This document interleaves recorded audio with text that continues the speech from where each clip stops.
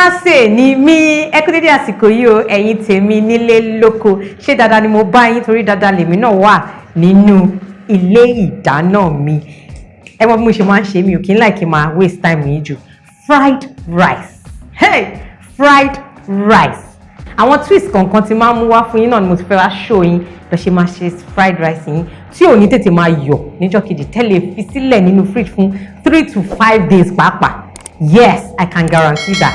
Ẹ jẹ́ kí introduce yín sáwọn èlò mi. Alase Nimi ìwọ ńkọ́. Tọ́kì lélẹ́yìí o. Ẹ̀dọ̀ lélẹ́yìí mo ti bọ̀. Ẹ fẹ́ jẹ ẹ̀dọ̀ tútù obviously. Ẹ̀dọ̀ lélẹ́yìí a ti bọ̀ a sì máa dín. Eléyìí dẹ̀ ni wọ́n ń pè ní red kidney, àwọn míì ń pè ní baked beans. Fine.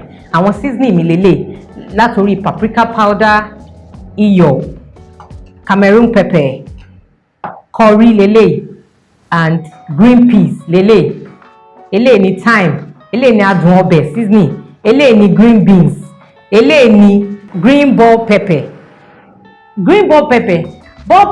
Tatashe la máa pè o so then aláwọn scotch bonnet pepper bí by green ṣẹ́rí òjò tó wà nínú fried rice ni pé ẹ ṣáà ti mọ bó ṣe máa ṣa àwọn green yín then a ní onions ń bí àti lọ garlic and ginger àti Alubosa díẹ̀ sí bíbá ìwọ tó bá ti ń darapọ̀ mọ́ mi ó ti mọ̀ pé mo nífẹ̀ẹ́ kí n máa lo Alubosa torí Alubosa dá ó ní nǹkan púpọ̀ tó ń ṣe lára aside that ó máa ń jẹ́ kí ọbẹ̀ kó tún dùn yàtọ̀ because it's a sweetener on its own so a ní nǹkan tó ń pè ní sweet corn bíbá gbogbo nǹkan tí mò ń pè látẹ̀kàn ẹ lè ríra ní local market yín owó ò ní wọ́n wà ó agbára Ọlọ́run and they are very very affordable.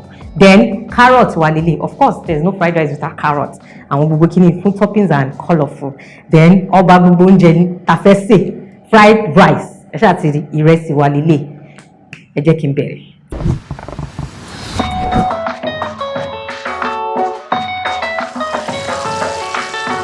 First thing first, ó ní pé a máa kọ́kọ́ bọ turkey yìí. Torí omi turkey ó ní nǹkan tó máa ṣe. Sharp. Òróró wa lele mú gbàgbé. Of course a máa lo òróró. So ẹ jẹ́ kí n mo ti eat pan mi ọ̀rẹ́ ó gbó mi lọ́wọ́ so máa fi àwọn turkey yẹn sí sharp cherry fried rice trick ẹlòmíì á sí fried rice láàárọ̀ ìrọ̀lẹ́ àní kò ní rí jẹ because ó ti máa yọ̀ fried rice ò nídìí èròjà púpọ̀ gbogbo nǹkan tó ń lọ ọ́nà ẹ̀ ní paprika powder ní.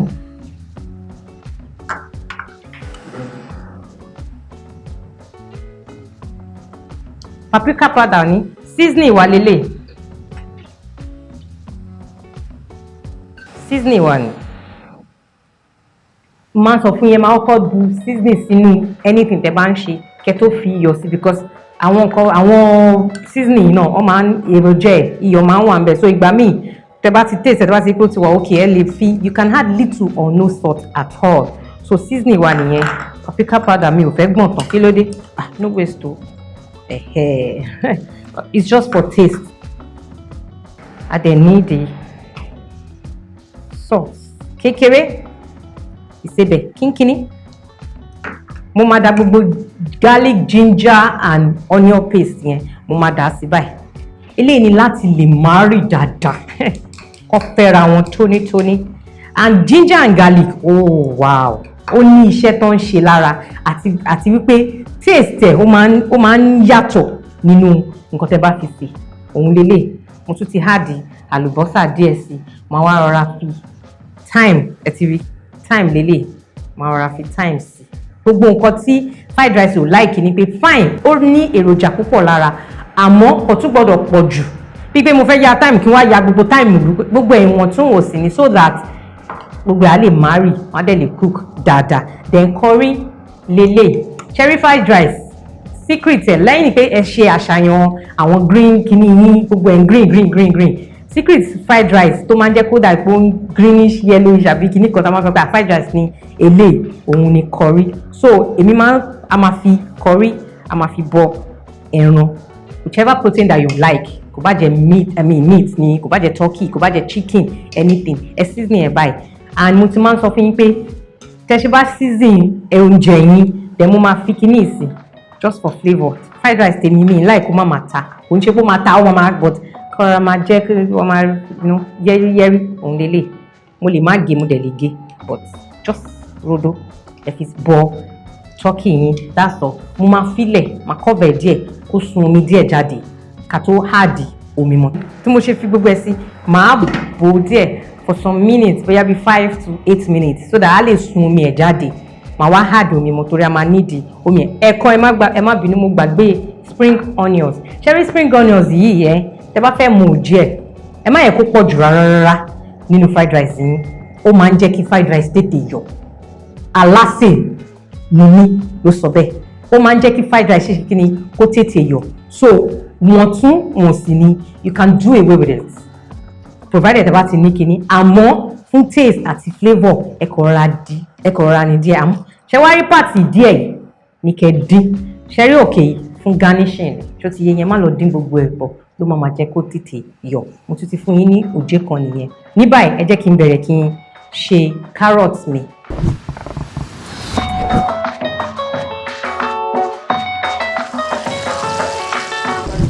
a ti need sí carrot yìí dáadáa now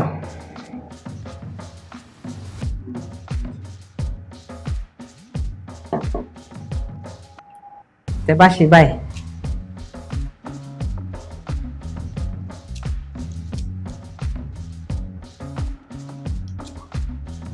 ṣe ti rí pé bá ṣe láàárì ẹ máa wá mú ojú ẹ máa dé báyìí sílẹ̀ kárọ̀tì yóò gbọ́dọ̀ rí gbágungbàgun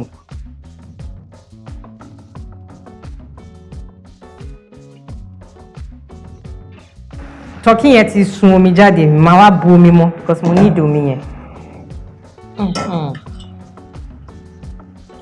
tọ́kì yẹn gbọ́dọ̀ pẹ́ jù lórí iná náà àwọn pa ṣe máa dín so gbogbo ẹ̀ náà gèsẹ́tì ni ìwọ̀ntúnwọ̀nsì ni ẹ jẹ́ kó máa hó lọ bẹ́ẹ̀ yẹn.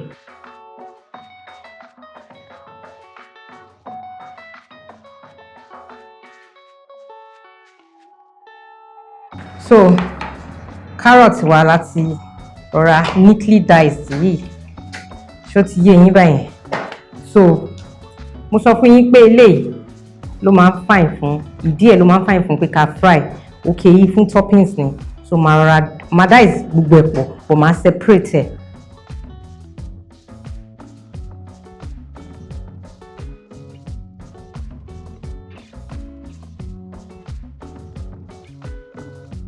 fún yín lẹ́ẹ̀kan mo ti chop ẹ̀ ṣẹ́rí eléyìí ní òkè orí spring onions eléyìí ní ìdí yẹn eléyìí la máa fẹ́ dín eléyìí la máa fẹ́ fi ṣe toppings then Tatashe green yẹn green bell pepper tá à ń pè yẹn àti rodo green òun mo ti lọ̀pọ̀ sí bíbáyìí so ẹ máa rí àrà tí n bá ṣe báyìí àrà mo dá after all it's my kitchen ilé ìdáná mi ni tọ́kì wa ó ti bọ̀ yékéyéké ó ti ta dáadáa ó ti sẹ́ngẹ̀mẹ́ngẹ̀ so a máa wá gbogbo ẹ̀ báyìí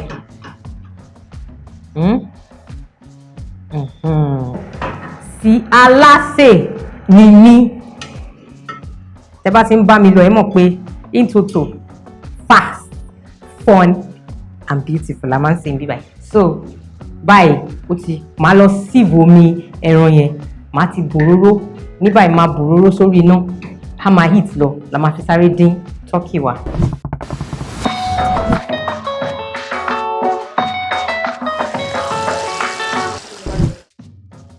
òróró mo ti dà lé náà yìí so báyìí to add more flavour tí turkey yẹn bá ń dín lọ ẹ rọra sọ kò bá jẹ́ one small onions ẹ lè má slice ẹ báyìí o kẹ́kọ̀ọ́ rọra jù sí báyìí àlùbọ́sà yẹn máa tún wọ́n máa tún gbogbo flavour ẹ̀ sí mo dẹ̀ ti sieve omi ẹran ẹ̀ ti bóyá mọ́ tónítóní omi turkey yẹn lélẹ̀ so now tóòrò yẹn bá ti gbóná àti ti ṣe bí tí mo ṣe fẹ́ kọ́kọ́ dín ní pé òróró yìí tí wọ́n ti máa ní ìdí pé mo fẹ́ dín àwọn veggies gbogbo ẹ̀ tí mo fẹ́ ṣe gbogbo ẹ̀ òróró yìí ni a máa fẹ́ fi ṣe torí turkey yẹn máa ti sin ó máa ti tún sí gbogbo àwọn mẹ́dẹ̀mẹ́dẹ̀ yẹn á ti tún sí so mi ní nídìí ní òróró mọ́ ṣó ti yé yín sìn reason tí mo ṣe ń dúró nìyẹn tó yẹ lómi àníkà wàdí ẹ̀ máa ṣe rice lọ gíní kan èmi náà máa sọ pé a lè máa ṣe nǹkan méjì mẹ́ta pọ̀ bọ̀ báyìí a lè tẹ́tírí you can literally rí ẹ pé òróró wa ó ti ṣe kí ni ó ti gbá ní báyìí a máa rọra o má bàa tàjọ yín Oh, wàá ṣeré. Bọ̀rẹ́ mo kí mi mọ ìrísí tẹ́ pé téèyàn bá ń dáná mama bò ní mo wọ́n bínú kò tó fẹ́ jẹ sínú ẹ̀ ò ń bínú ò ń lejú. No now mo kí ń gbà mí iná dídá máa ń súnyàn but tẹ́ bá ti mọ one or two logic ẹ má overcrowd kìíní ṣó tí lè gbà yes space wà òun rè ṣẹ́ẹ̀sẹ̀ wá rí o àfẹ́ dín kó gbẹ jù jìjìjì wọnú ilé so that kò ṣe pé tá a bá ń ja ara kí ló dé ṣó yẹ yín fẹ́rẹ́fẹ́ ni golden brown outside then inside ẹ̀ náà kó ṣe kìíní ó dà pé lè nìkan ni left over kí ló dé tó wá left out olóòmà ní ṣe wá ní left over tẹ́ báyìí pé wọ́n máa ta pàpàpà ẹ lè rọra cover ìbọ̀ ní ẹ fílẹ̀ báyìí ó ẹ ti gbọ́ tó bá ti ṣe díẹ̀ máa wá tán ẹ̀ tó ti yẹ yín ẹ rí.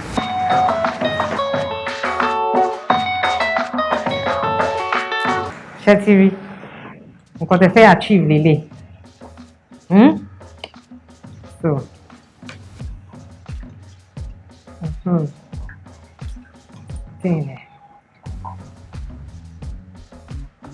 so now àwọn turkey wa ta fẹ́ fi ṣe gbogbo ẹ̀ ó ti ready pot wa ti ń sẹ́ngẹ̀mẹ́ngàn ó ti ń heat up díẹ̀ kí la pè ya ní fried rice ni nǹkan tá a máa kọ́kọ́ ṣe lélẹ̀ omi ẹran ta bọ̀ lẹ́ǹkan yẹn ṣàrà mo sọ fún yín pé mo ti ń heat up pot mi ẹlòmíì máa ní ẹran ló ń pàṣẹ yìí náà ti gbọ́ báyìí sí a máa wá fi àlùbọ́sà díẹ̀ sí kí ni mo sọ fún yín pa kọrí jẹ́ kí máa ń jẹ́ kó tún gbọ́dọ̀ pọ̀ jù o so ẹra kọrí tó máa ń tètè mú kò tún gbọ́dọ̀ pọ̀ jù òun ló máa lè fún wa ní kọ́lọ̀ yẹn ṣóyè yín ṣètì rómi yẹn ẹ má bẹ̀rù ẹ má ṣe kíni ẹ má fòyà.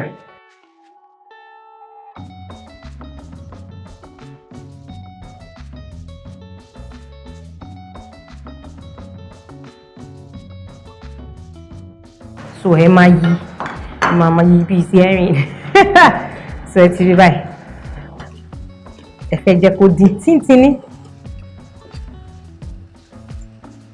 omi kọ́ ló ń ṣe ráìsì o steamy ló ń ṣe ráìsì o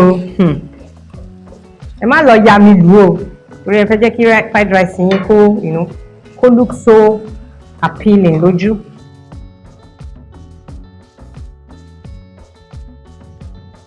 lẹ́yìn yẹn báyìí yẹn ti rí mo ti stir báyìí ṣẹ́rí kìíní ta lọ̀ yẹn ata ta lọ̀ yẹn a máa dà á sí.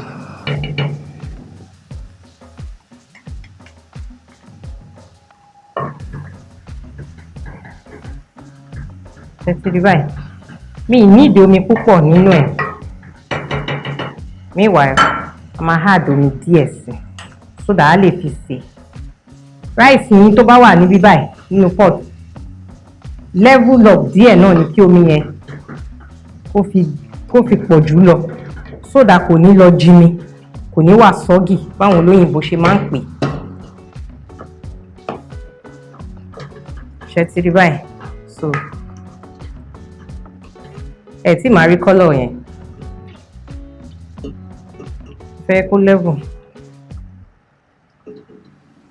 òun nìyẹn báyìí a ní jẹ́ kí ráìsì yìí kó overcook a kàn máa fílẹ̀ for some minutes a máa wò ẹ jẹ́ ká yí iná sílẹ̀ torí bó ṣe wà yìí kó má lọ máa jiná akọ ìyẹn ni pé kó má lọ máa sáré jiná wá le nísìn a fẹ́ jẹ́ kó steam ní so a máa yí iná títí di lowest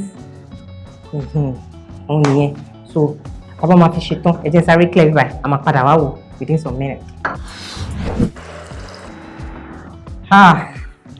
Ẹ wo colour yẹn náà. Can't you see the colour popping? Oh, popping. Popping. Mo sọ fún yín pé mi ìfẹ́ yẹ kí rice mi kó rọ̀ jù, kó dẹ̀ má le jù. Ó yé yín. Kó má, it's fried rice of course. Ó gbọ́dọ̀ look. Ẹ ti rí colour yẹn. Bá ṣe achieve ẹ̀. Curry, blended this thing. Bó ṣe máa jẹ́ gangan nìyẹn. So torí kíní ẹ jẹ́ kí n rọra add little Cameroon pepper. Cameroon pepper máa ń jẹ́ kí nǹkan dúdú. Ẹ má jẹ́ kó pọ̀ jù. Púpọ̀ rọra ta fẹ́ẹ́rẹ́fẹ́ lóní fẹ́ẹ́rẹ́fẹ́. Ní báyìí a lè wá rọra fi tẹ́ bá rí i pé bóyá ó sì le gan kò le bẹ́ẹ̀ yẹn o.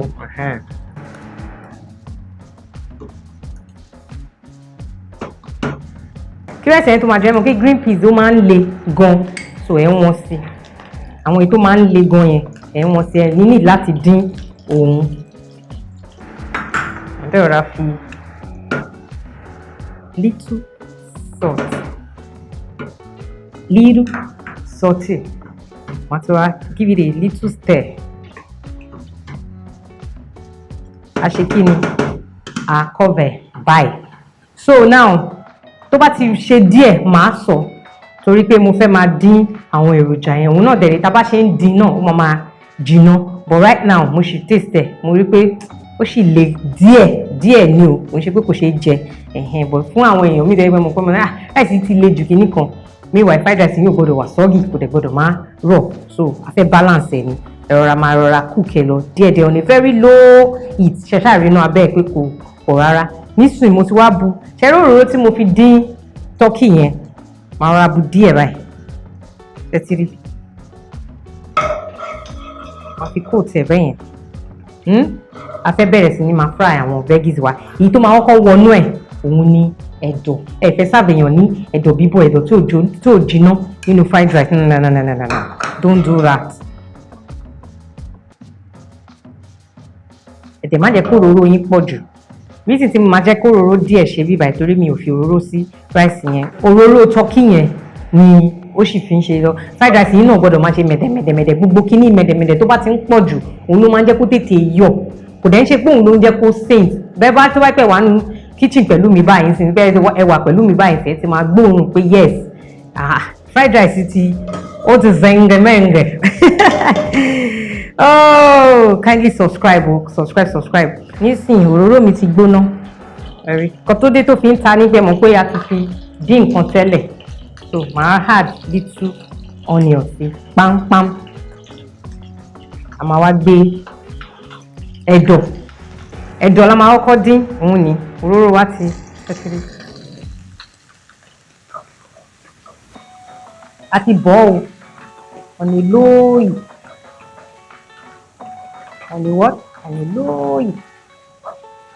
ẹ jẹ́ kó máa rọra dín lọ nísìnyí ẹ̀rọ ní báyìí jẹ́ kí n wo ráìsì wa nǹkan fún yín pé kò gbọ́dọ̀ rọ̀ jù kò gbọ́dọ̀ ó ti wà ókè báyìí ẹ jẹ́ kí a paná díẹ̀ tá a bá paná díẹ̀ símì tó kù lára pọ́ọ̀tù yẹn á máa ṣe jiná so máa wá ẹ̀dọ̀ yìí kúrò èyí bẹ́ẹ̀ ẹ̀dọ̀ ṣe máa ń ṣe nìyẹn òkè torí a tún ti ṣe kínní ó ti dín tó a máa wà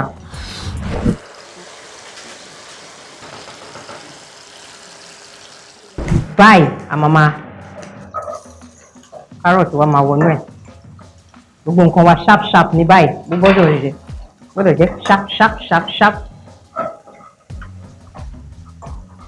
But ìwọ tó bá like kí carrot ẹ̀ kó wà very crunchy nínú rice ó máa mọ bó ṣe máa rọra di ní kẹ̀lẹ́ńjẹ́ náà ni tó ti yé wa so spring onions tí mo sọ fún yín eléyìí spring onions tí mo ní a máa dín lélẹ̀ àádá sí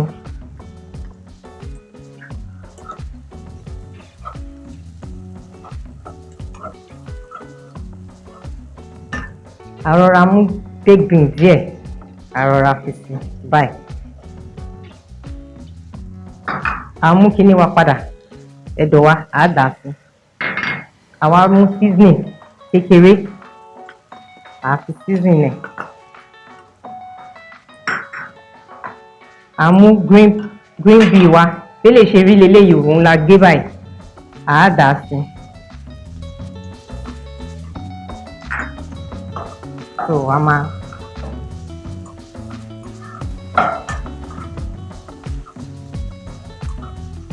ṣe lọ so ní báyìí a máa lò iná pátápátá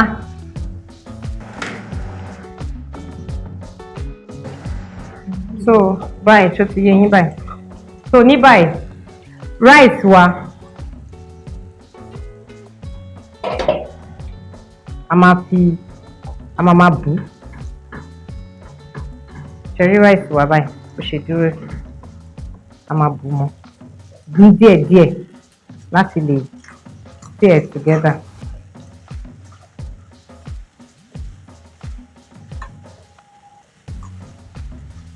Tẹ́ ṣe ń stir yẹn rice yẹn náà fry ó ń jiná lọ after all fried rice la pè tẹ́ bá dẹ̀ stir dáadáa this is ìmọ̀ tẹ́ bá stir yẹn dáadáa kò ní tètè máa fà.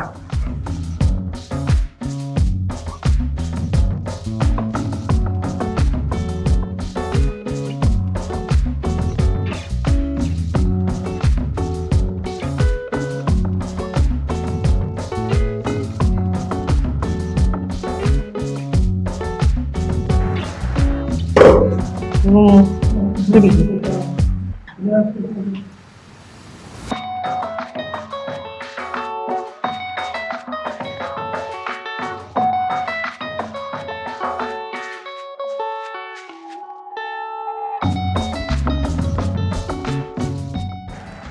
Nísìnyí máa add little adùn ọbẹ̀ sí, máa wá add sweet corn sí.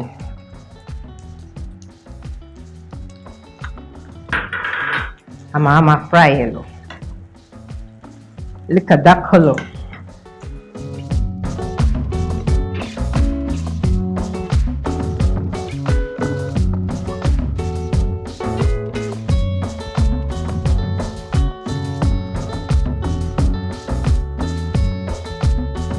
And our fried rice is ready. Oh, sengemenge. Shatiri colors here. Isn't this beautiful? Ẹgbẹ́ ìdúró kò lọ́pọ̀ nǹkan tá fẹ́ achieve ni kò ṣe pé kí fried rice máa wù àmọ́ kókó. So now fẹ́ serve ara mi ẹ dish ara yín bí ọlọ́ba ṣóyé ẹ dish ẹ bí ọlọ́ba ó tán ṣe ẹgbẹ́ ìdúró rẹ just like that. So how many scoop ni kí n jẹ lénìí? Mo lè jẹ gbogbo pọ́ọ̀tì tán mo lè jẹ gbogbo pọ́ọ̀tì tán torí fried rice sí Alase mi. So ẹ máa ní kí ló dé ṣe fẹ́ bá mi jẹ ní ṣẹ́yìn lè bá mi sè. But this fried rice is really beautiful. Ṣé tí rí ẹ̀yin máa serve ara yín nìyẹn effortlessly. Kò sí wàhálà nínú ẹ̀ rárá ẹ má máa dúró pé ẹ kìíní kan àwọn ṣíbí ìwọ tó bá nílé tètè lọ gbé ń sìn ẹ̀yin cover it up. Ṣó ti yé yín? Ẹ jẹ́ kí n rọra gbélé. Ọmọ lọ́mọ yẹn o mo fẹ́ máa rí ẹ o ọmọ tó dùn tó ṣàtọ̀ lélélélé inú mi máa ń dùn tí bá dá sí oúnjẹ kí mo pé ṣé mi náà mo ṣe kìíní ẹwé ìdúró rẹ̀ tó di gbàgbà fẹ́ bá lọ sí eatery gbogbo nǹkan tó wà bíbà èlò ni mo ra carrot very affordable. Now I want to eat it. Ẹ mọ̀ pé kò sí bí orò ṣe ní bọ̀yọ̀ ní kitchen of course. Mo dẹ̀ máa ń sọ fún yín ilé ìdáná yín ẹ máa neat.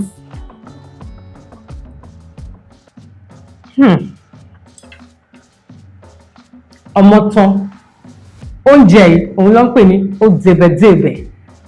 Ẹ ṣé mo dúpẹ́ pé darapọ̀ mọ́ mi lénìí. Alase ni mí. Ẹ jẹ́ ká ríra next time.